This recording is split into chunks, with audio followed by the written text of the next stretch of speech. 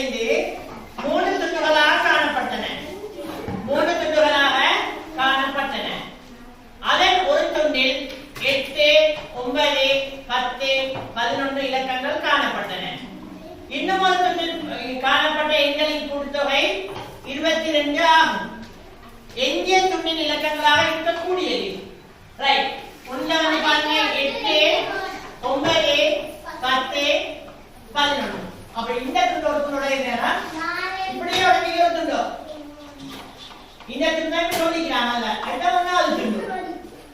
Right.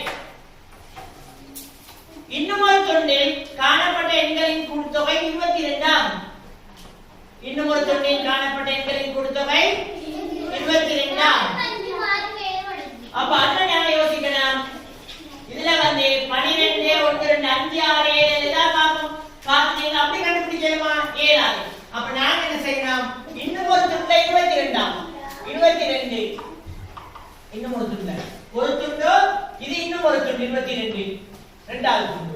இப்ப மூணாவது துண்டு தான் கண்டுபிடிச்சு தந்துக்கிறாங்க. அப்ப நீங்க என்ன செய்யுங்க? இதெல்லாம் கூட்டுங்க.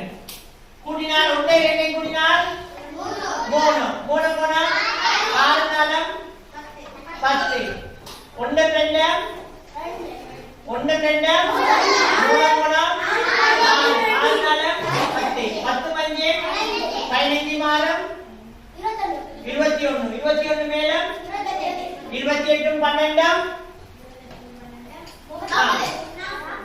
40 28 12 40. அப்ப இவ்வளோடையும் கூட ஒன்று 22. அப்ப 40ல இருந்து இந்த 22 கழிங்க. அது ரெண்டாவது துண்டு. அப்ப மூணாவது துண்டு கூட்டுத்தொகை 18. மூணாவது துண்டு கூட்டுத்தொகை 18. மூணாவது துண்டு கூட்டுத்தொகை 18. இப்ப இதுல 18 வருது. இது 18 இல்ல. இது 18